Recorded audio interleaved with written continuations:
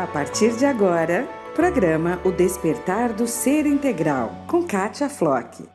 Olá, sejam todos muito bem-vindos ao programa Despertar do Ser Integral. Eu sou Kátia Flock e nós vamos estar refletindo hoje sobre um tema muito atual, que é a questão do cérebro e esse excesso contínuo de estresse. Então, o tema de hoje é: o cérebro não foi feito para viver em excesso contínuo.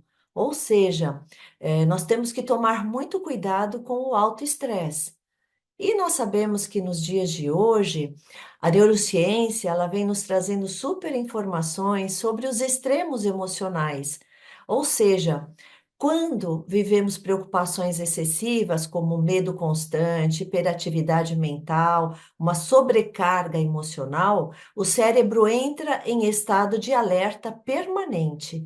Então, isso é muito perigoso, porque nós sabemos que o cérebro ele precisa por mais que nós tenhamos muitas funções, muitas atividades, o cérebro não pode ter esse excesso, essa constância em estado de alerta, porque quando nós vivemos um alto estresse, o cérebro entra em estado de alerta. Então, tem uma parte que é uma parte que se chama amígdala cerebral, que é onde fica o foco do medo e da sobrevivência em nosso cérebro.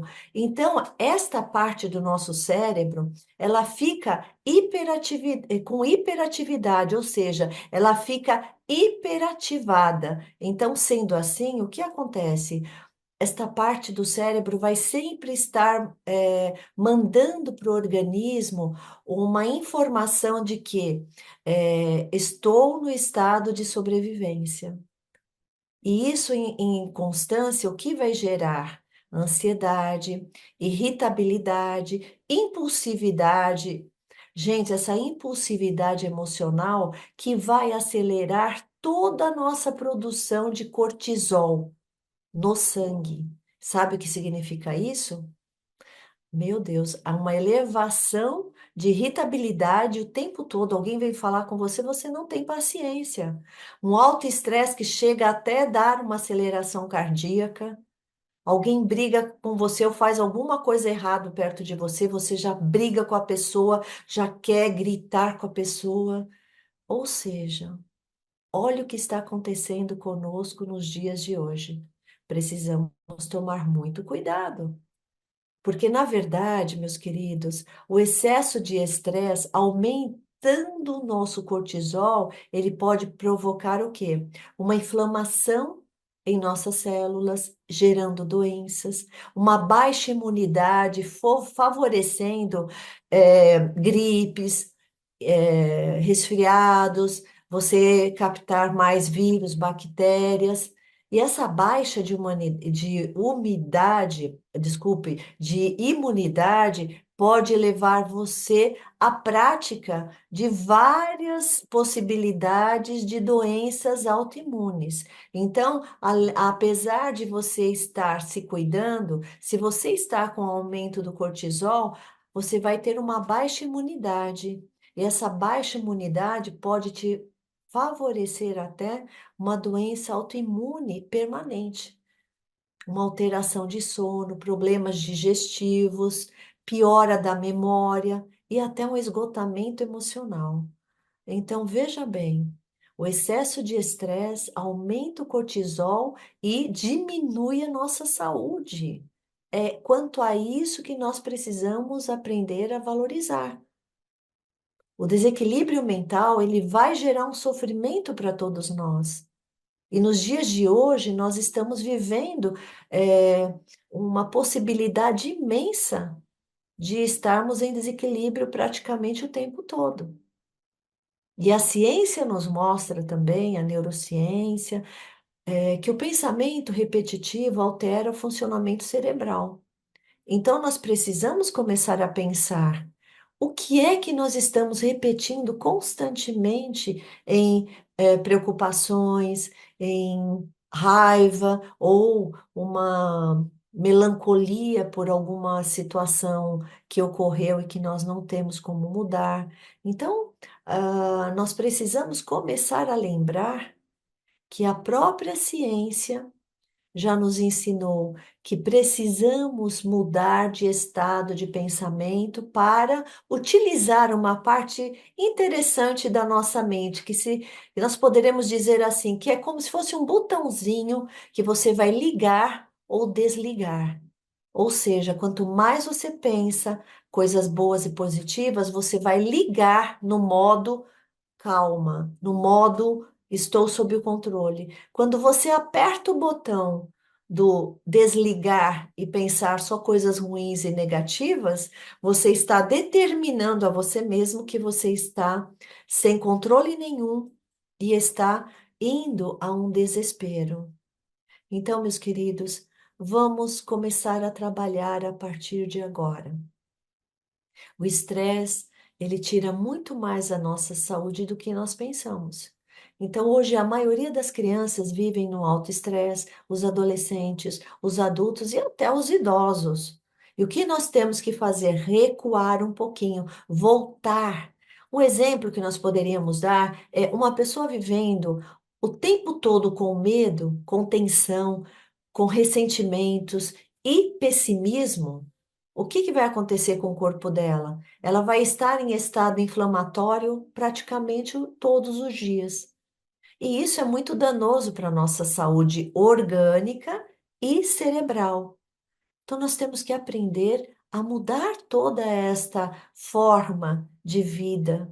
E nos dias de hoje, nós sabemos que isso é muito comum. E nós temos que fazer a nossa parte. E a nossa parte é lembrar, eu posso mudar a minha forma de viver a vida. Então, a partir do momento que eu já sei que a epigenética, que ela entende que nós podemos mudar estruturas do nosso DNA através do pensamento.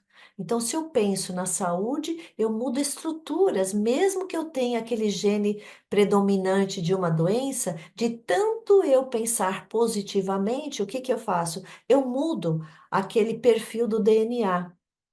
Veja bem, se eu tenho um pai que sofreu com problemas cardiológicos, ou tenho um pai que vivia com diabetes, se eu colocar em minha mente, e obviamente cuidar do meio ambiente, que é buscar uma alimentação mais saudável, buscar recursos para equilibrar os pensamentos, pensar positivo e dizer a si própria: eu não preciso carregar esse DNA do meu pai. Eu amo meu pai, mas eu não quero carregar esse DNA. Você não vai carregar. Isso é epigenética. Ou seja, a genética que está na superficialidade. Então, nós precisamos começar a atuar sobre isso. E o que eu estou falando aqui para vocês é ciência, é neurociência. Então, isso já foi comprovado cientificamente. Mudar a mente, mudar o corpo. Mudar a mente, mudar a doença para a saúde. Então, a partir de agora, eu tenho mais é que equilibrar as minhas emoções. Nós poderíamos dizer assim que um ambiente de afeto, com esperança, com oração, com apoio emocional, e você viver sob a gratidão o tempo todo, agradecendo, porque nós vivemos uma vida maravilhosa.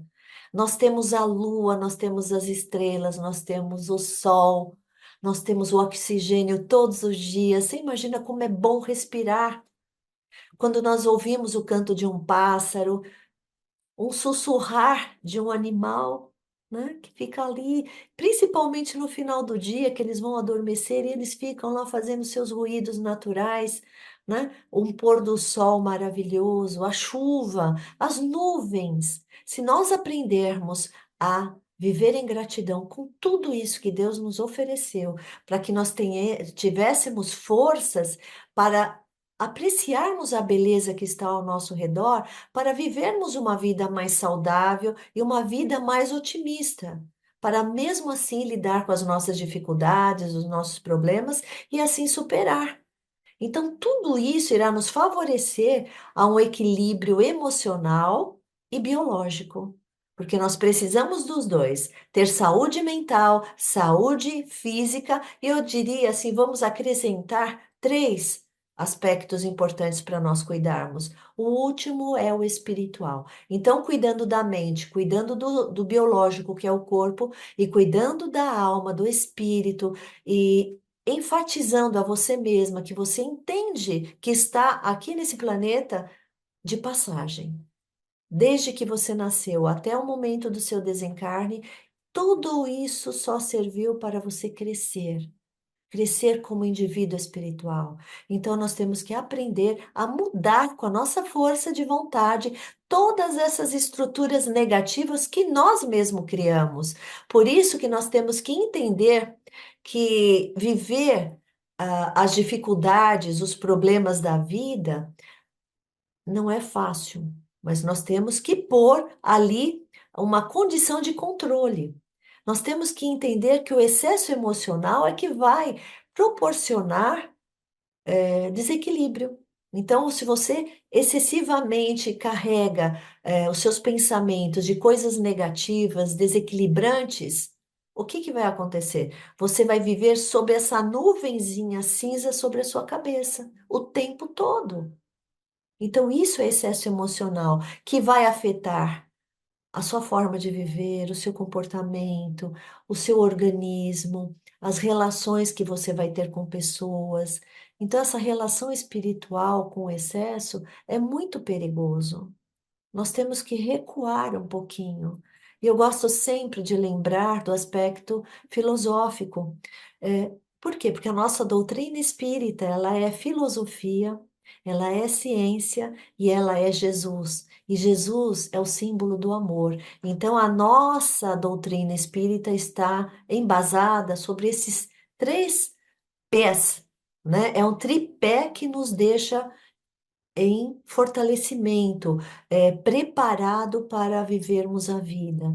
Então, eu gosto sempre de lembrar do aspecto filosófico, lá dos filósofos estoicos, que ensinavam a serenidade como uma necessidade para que possamos dominar as nossas emoções e equilibrar diante, e nos equilibrar diante das dificuldades. Então, serenidade, o que significa ter essa serenidade diante das dificuldades? É você saber que tudo aqui é transitório. Tudo, até os momentos felizes. Tudo é transitório, ou seja, o que que é ser transitório? É estar em transe, ou seja, em movimento. Você estar feliz, não esqueça que é um transe, está passando, é um trânsito lá, você está transitando momentos de felicidade. Você está triste, está com algum problema muito sério, lembre-se, você está transitando por aquela dificuldade e vai passar. Então, serenidade é você ter esta consciência e aceitar essa situação sabendo que tudo vai passar. E vai ficar o quê? Simplesmente o resultado, que é, se você sabe que essas dificuldades são transitórias, o que que acontece? Você vai lidar de uma forma mais tranquila. Você sabe, fala, mas isso aqui tudo vai passar. Tudo que eu estou vivendo vai passar. Então, se vai passar, o que eu tenho que pensar? Eu tenho que estar mais calma e serena. Lembrando que nós temos todos os dias que adquirir equilíbrio interior. Então, Epiteto, que é um dos filósofos estoicos, dizia: não são os fatos externos que perturbam os homens, os seres humanos, mas sim a interpretação que fazemos deles. Então, vejamos, qual é a interpretação que você está fazendo sobre algo de ruim que está acontecendo em sua vida? Quando eu digo algo de ruim, eu não gosto de usar muito esse termo, porque eu sei que esse algo ruim é como se fosse um trampolim para você se desenvolver, adquirir forças, encorajamento para superar e se sentir cada vez mais forte. Então, eu não poderia dizer algo ruim, já que está nos proporcionando a um crescimento. Então, o que que nós temos que começar a interpretar? Que todo fator de problema, de dificuldade, são degraus que nós temos que subir.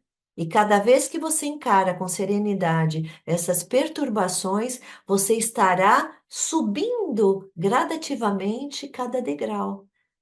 Então, nós precisamos entender que o nosso Evangelho de Jesus, unido com a filosofia, unido com a psicologia moderna, gente, nós estamos super ancorados para lidarmos com equilíbrio e aprendermos assim que todos os extremos emocionais vão nos levar à dor. O exagero da tristeza vai nos levar à dor. O excesso de expectativas vai nos levar à dor, ao sofrimento. O excesso de apego, o excesso de controle. Gente, tá aí uma coisa que nós não temos: controle. Controle nós não temos, mas eu sei que um dos maiores desafios de todos nós é nos libertarmos desse controle. Por quê? Porque nós acreditamos que nós vamos controlar o fora. Impossível. Eu, como neuropsicóloga, como psicóloga, eu sei que o meu trabalho, os meus estudos, tudo que eu falo, tudo que eu aplico, tudo que eu pesquiso, tudo que eu estudo, se o indivíduo que está ouvindo ou a pessoa que eu estou atendendo, se ela não se propor a fazer a parte dela, não há mudança, não há transformação. Vocês imaginam um exemplo muito real que todos nós sabemos: Jesus. Quando Jesus veio nos ensinar lá há mais de 2000 anos atrás, os seus ensinamentos de amor, a aplicação das bem-aventuranças, ele ensinava e os discípulos ouviam e tentavam praticar. Agora, vocês imaginam se todos que ouvissem, ninguém praticasse, ninguém favorecesse o lado de fora, né? Eu estou ouvindo Jesus falar, mas eu tenho que aplicar. Alguma coisa eu tenho que aplicar, alguma coisa eu tenho que pôr em prática. Se essas pessoas que estavam ouvindo Jesus não desse a parte delas, elas iriam crescer, evoluir? Não. Mesmo Jesus falando, todas aquelas pessoas que Jesus curou fisicamente, se elas não desenvolvessem a interioridade, a reflexão, para pegar a essência dessa cura material, elas não iriam se transformar. Então, não iriam crescer, mesmo Jesus tendo curado. A cura de Jesus, naquela época, serviu para um start. Opa, olha, presta atenção. O que aconteceu com seu corpo? De alguma forma, aquela pessoa que adoeceu, que fez aquele movimento patológico no corpo ou na mente, ou ela desenvolveu nesta vida ou em outras vidas passadas. Então, ela foi o núcleo principal daquela situação. Mas Jesus veio para ajudar. Ou seja, ele curou a parte física e pediu o quê? Sempre ele pedia: você quer o quê? Você quer que eu te cure? Porque quando a pessoa ia responder para Jesus, ela refletia: eu quero ser curado. E quando a pessoa dizia, eu quero ser curado, o que que acontecia? Um movimento interno muito grande. As células dela ouviam que ela queria ser curada. E aí já acontecia aquele movimento intenso das células. Ela já estava programando esse disparo positivo para os seus órgãos para que fossem curadas. E Jesus, com o amor dele, com aquele magnetismo curador, efetivava a cura. Agora vocês entendem como é que acontece tudo isso? Se eu não der a minha parte, ninguém vai evoluir assim como se fosse uma coisa fenomenal. Não. Um vai ter que dar a parte e o outro a parte dele também. Então, vejam, meus queridos, nós precisamos pensar que nós fazemos parte do nosso crescimento. Isso é maturidade existencial. Então, os estoicos, o que que eles queriam mostrar para nós? Que todos nós, indivíduos em desenvolvimento, em aprimoramento interior, nós precisamos buscar a moderação. Ou seja, nós não podemos estar nos extremos. Ou a escassez, o nada, ou a abundância excessiva, o excesso. Então, busquemos o autocontrole, a consciência e a aceitação do que não podemos controlar. Se nós não podemos controlar, o que nós temos que buscar? A paz, a tranquilidade e aceitarmos aquilo que está acontecendo no momento, que é o nosso maior desafio. Por quê? Porque nós não conseguimos aceitar as coisas que não estão sob o nosso controle. Nós sofremos demais com a perda de alguém, com alguém que nós amamos ainda em vícios, com a nossa história de vida, às vezes não podendo mudar um comportamento, uma forma de pensar. Isso às vezes nos faz sofrer. Mas, queridos, reflitam sobre esta máxima. Vós sois deuses, podeis fazer o que eu faço e muito mais. Isso quem falou foi Jesus. E quando Jesus falou isso, ele não estava mentindo e nem nos enganando. Ele estava dizendo: olha, o que vocês fizerem, o que desejarem, olha a epigenética, olha a ciência comprovando, o que vocês quiserem, desejarem para si, vai acontecer. Por favor, agora mude. Hoje a neurociência está assim, ó, nós todos da neurociência, da filosofia, da psicologia, da doutrina espírita, estamos despertando para que todos possam buscar a cura do corpo, da mente e da alma. Nós poderemos, porque Jesus nos lembrou isso há mais de 2000 anos atrás. Vós podeis fazer o que eu faço e muito mais. Pronto. Ele está correto. O que nós precisamos aprender é ter confiança no que Jesus nos ensinou. E uma das coisas importantes é lembrarmos que a psicologia, a filosofia, nos ajuda a adquirir as forças emocionais, que são resiliência, gratidão, propósito de vida e buscar o bem-estar. Como é que se busca o bem-estar? Você tem que aprender a entrar em contato com a natureza. Perceba a natureza que está ao seu redor. Agradeça a tudo e a todos. É uma das coisas mais desafiadoras do ser humano, mas nós precisamos. Comece abraçando o seu cão, o seu gato, comece a ouvir, ande com a atenção focada na natureza. Isso já vai dar uma clareza, você já vai ser despertado para o amor de Deus para você, ou por você. Isso vai deixar o teu coração tão mais tranquilo e você vai estar mais agradecida por tudo. E você vai adquirir um propósito de vida. Qual é o teu propósito? Pense, para que você está vivo? Para que você quer estar saudável? Para que você quer ter saúde, ter família, ter marido, ter esposa, ter filhos? Para quê? O que você vai fazer com tudo isso? Para que você quer ter dinheiro? Para que você quer ter um trabalho? Para que você quer trocar de carro? Para que você quer comprar uma casa? Para quê? Reflita. Se você refletir, você vai entender o propósito. Se você não refletir sobre tudo isso, você não vai entender o propósito de vida. Porque a felicidade sustentável, ela não vai nascer dos excessos.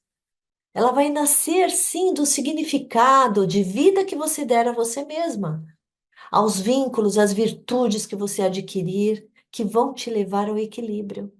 Por isso, as emoções positivas equilibradas, elas vão ajudar você a mudar neurologicamente a forma de você ver a vida, a você adquirir saúde física, ao seu processo de imunidade cada vez mais sustentável em si. Você vai perceber que o seu coração, a sua saúde, ela vai estar muito mais tranquila. Teu coração vai bater calmamente. Uma das coisas mais importantes que nós temos que lembrar é que nós temos que mandar amor para o nosso coração, para os nossos órgãos, para a nossa mente, para que haja uma saúde mental. Eu tenho certeza que você entendeu o propósito. Lembre-se, se você entendeu uma parte dessa pequena reflexão de hoje que eu estou aqui com você fazendo, volte a ouvir várias vezes para que você possa entender de uma forma mais ampla que tudo começa através da sua mente. Mude a sua forma de pensar a vida e de sentir a vida. E aí você vai entender o seu propósito de vida e vai agradecer e vai viver em serenidade. Eu desejo a todos vocês muita luz, muita paz e muito amor no coração e até o próximo programa.